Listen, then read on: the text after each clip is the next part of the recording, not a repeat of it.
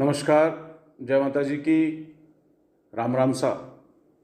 मैं इंजीनियर महावीर सिंह शेखावत, सहभागी राजपूत परिवार जिसमें राजपूत, रावणा राजपूत, चारण राजपूत, राजपुरोहित, कायम खानी राजपूत, अन्य सभी मूल राजपूत और अन्य सभी सहयोगी जातियाँ आती हैं, उसके साथ में मूल ओबीसी और अन्य अनारक्षित वर्ग जिसमें ब्राह्मण, बनिया, कायस्थ और अन्य समाज आते हैं, उन सब को संबोधित करते हुए कह रहा हूं कि झुंझुनू लोकसभा चुनाव 2024 में हमें सबको संगठित रह के जो दोनों ही राष्ट्रीय पार्टियों द्वारा, चाहे वो भारतीय जनता पार्टी हो चाहे कांग्रेस हो, झुंझुनू में पिछले 3 चुनावों से एक ही जाति विशेष का तुष्टीकरण हो रहा है। दोनों पार्टियों को उस जाति विशेष के अलावा हम बाकी जो यहाँ की रियाया है, जो यहाँ की जनता है, वो दिखाई देनी बंद हो गई है। प्रशासन के अंदर एक जाति विशेष का पहले ही किसी किसी महकमे में 80 से लेकर 90% तक स्टाफ है, आप सब जानते हैं। उसके बावजूद भी हम सब लोग प्रताड़ित हैं, हमें न्याय नहीं मिल रहा है। सामाजिक असमानता होगी, आर्थिक रूप से, व्यापारिक रूप से, सामाजिक रूप से, राजनीतिक रूप से, प्रशासनिक रूप से। फिर भी उसके बावजूद ये पार्टियां जो हमारे घाव पे नमक छिड़कती हैं, उन लोगों को टिकट देती हैं जो बहुत सी जातियों के खिलाफ गलत और अमर्यादित शब्द बोलते हैं, जो हमारी बहुत सी जातियों का इतिहास मिटा रहे हैं। झुंझुनू के संस्थापक तक को इन्होंने बदल दिया, एक नकली संस्थापक अपनी जाति विशेष का इन्होंने बना दिया जो कोई कैरेक्टर ही नहीं था। तो हम ये शपथ लें कि इस लोकसभा चुनाव 2024 में झुंझुनू भारत राष्ट्र का एक हिस्सा है। अब आके बड़ी बड़ी राष्ट्रीय पार्टियों के लोग राष्ट्रवाद की दुहाई देंगे, कोई परिवारवाद की दुहाई देगा।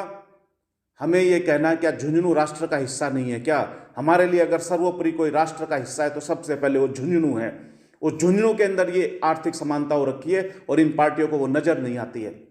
मेरा सब भाइयों से अनुरोध है, मूल ओबीसी का भाई हो या अन्य आरक्षित वर्ग का भाई हो, चाहे एक जाति विशेष के अलावा झुंझुनू में रहने वाला, चाहे कोई भी हमारा भाई हो, हम उस जाति विशेष के खिलाफ नहीं है। पर हमारी जो समाज में असमानता हो गई है, जो हमारे अधिकारों का शोषण हो गया है, जो हमारे को जीने के लिए सांस तक मिलना दूभर हो गया है, उन के खिलाफ में हमें अपना मतदान करना पड़ेगा। क्योंकि हमारे पास में दोनों ही पार्टियों ने उसी जाति विशेष के लोगों को टिकट दिया है, तो उनसे हमें अपनी लाइन अलग खींचनी होगी और हमें अपना वोट नोटा पर देना पड़ेगा।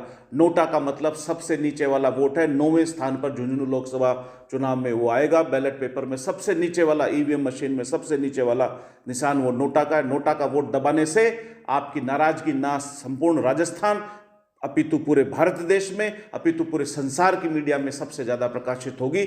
और वो संसार की मीडिया भी आके, चाहे किसी भी पार्टी की सरकार बने या चाहे कोई भी विपक्ष में बैठे, उन दोनों से ये पूछेगी कि इतने लोग आपसे नाराज क्यों थे। इसका मतलब आपने उनका मानवाधिकार की रक्षा नहीं करी, आपने वहाँ पे असमानता फैला रखी। अब हमारे बड़े बड़े राष्ट्रीय नेता आएंगे, पहले ही आ चुके हैं किसी किसी समाज के, तो और वो आके पहले कांग्रेस के आके चले गए, अब भारतीय जनता पार्टी के नेताओं की लाइन लगी है और वो आके दुहाई देंगे। वो कहेंगे कि हमारी प्रतिष्ठा का सवाल है और वो कहेंगे कि मेरे लिए, हमारी प्रतिष्ठा के लिए आप भारतीय जनता पार्टी या कांग्रेस को वोट दो। वो सब कमजोर और बेबस नेता हैं। आप उनमें नेताओं की देख रहे हो और मुझे उनके अंदर बेबस इंसान नजर आता है जो खुद हारे हुए नेता हैं, पर उनको वो आके उन्हीं जाति विशेष के नेताओं को जिताने की बात करते हैं जिन्होंने उनको चुनाव में हरवाया है।